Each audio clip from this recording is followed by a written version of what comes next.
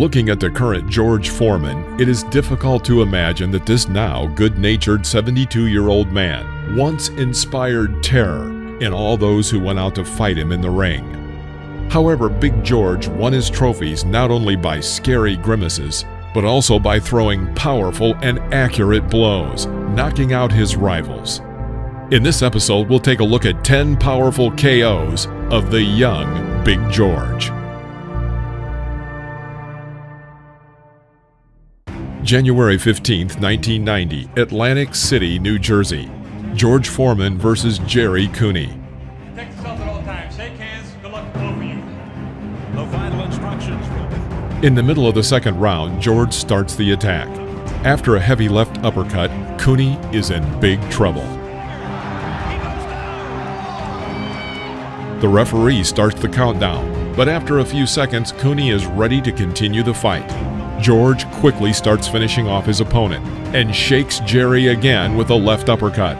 And then a right hook sends him to the floor of the ring. Second round, George Foreman defeats Jerry Cooney. March 26, 1974, Caracas, Venezuela. George Foreman versus Ken Norton. Look at the concentration and the stare job that Foreman is putting on Ken Norton. Round 2. George pulls Norton to the ropes and then hits him with a combination of 3 blows. Ken tries to retreat, but George continues to press his opponent and knocks him down. As Foreman is teeing off, and it looks like Norton has really been stacked. The referee counts down, but Ken is ready to continue. Okay, 7, 8, and here we go. As Foreman comes banging on in the second round. Norton goes down again. A left hand on the side of the head. Down. Big George continues to attack rapidly and immediately knocks him down again. Ken gets up, but the referee stops the fight. The second round, it looks like it may be all over, and it is all over. George Foreman retains the heavyweight. January 24th, 1976, Paradise, Nevada. George Foreman versus Ron Lyle. Just look at this. Lyle's waiting just a little too long. They're both fighting. After a swift attack in the 5th round, Lyle seemed to be overwhelmed, unable to even keep his hands up. George sees an opportunity even though he too is exhausted. Foreman throws a lot of punches, driving Ron into the corner of the ring, where he literally hangs from the ropes. Lyle stands in the corner, receiving blow after blow from Foreman until he collapses, immobilized onto the canvas.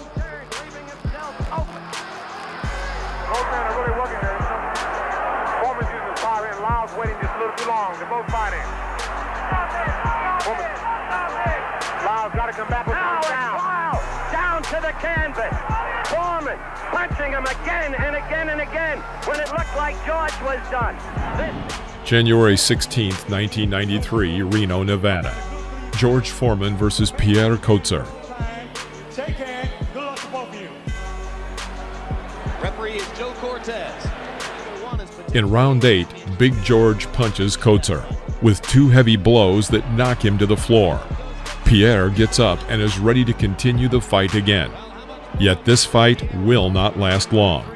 After missing incoming blows from George, the referee stops the fight. So Foreman gets the stoppage, just as Morrison did in round number 8.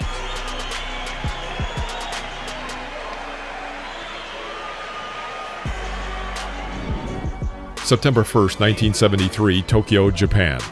George Foreman versus Jose Roman. Did you see that movement by Roman? At the very least, he stuck his tongue in the fight. Foreman needs only 2 minutes to end this fight, one of the fastest knockouts in a heavyweight championship bout. Mandatory 8 count is registered. Roman comes back to do battle, but not really. He is against the ropes. Foreman swinging wildly and missing, but final knockdown takes place. This time, Roman will not be getting up. The official time, 2 minutes of the first. September 25th, 1990, London, England. George Foreman versus Terry Anderson. 6 seconds before the end of the first round, George throws a good combination that instantly knocks Anderson onto the ring floor. This is a knockout.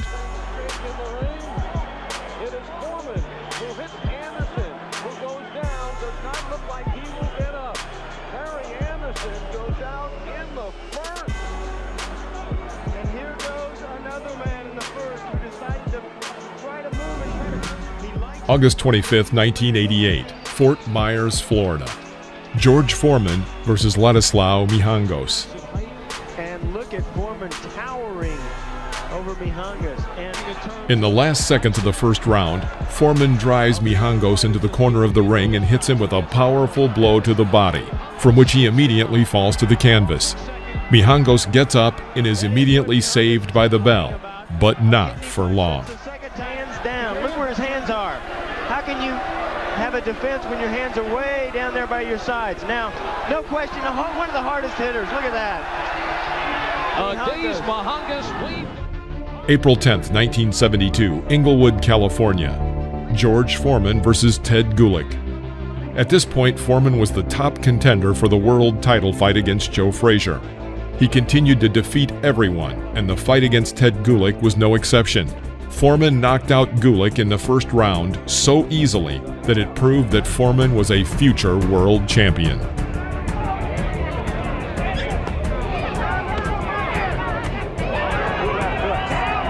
Second one was right on target. January 22nd, 1973, Kingston, Jamaica. George Foreman versus Joe Frazier, fight number 1. Confidence of speech and presence. Ali's trainer right next to me is saying it. You may hear him. Down goes Frazier. Down goes Frazier. Down for the first round. Foreman has not panicked. Foreman is going about his job. Foreman is all over Joe Frazier. Frazier is down again. Now the round is about to end. 2 knockdowns In the first round, Big George knocked down Frazier 3 times.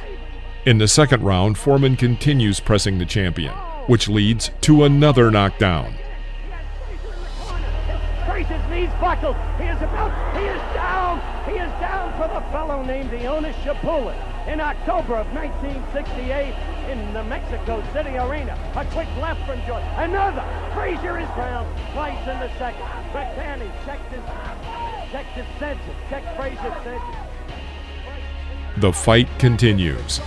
After another attack at the rope, Joe falls 6 more times, and then the referee stops the fight. Despite the loss, Joe Frazier showed his character, fortitude, and will to win in this fight. And I'm going up into that ring to talk to Joe Frazier to June 15th, 1976, Nassau Coliseum, Uniondale, New York. George Foreman versus Joe Frazier, fight number 2.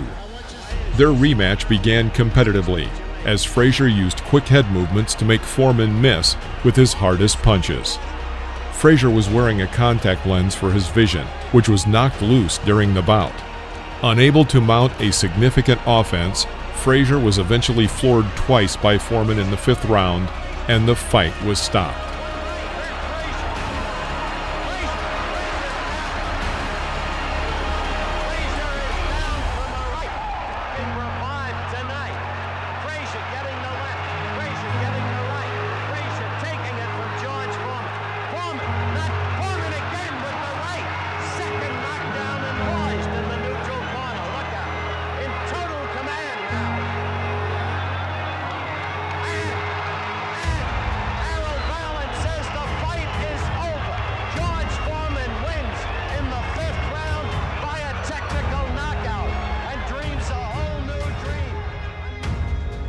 If you enjoyed this video, click the thumbs up and subscribe to the channel. See you next time.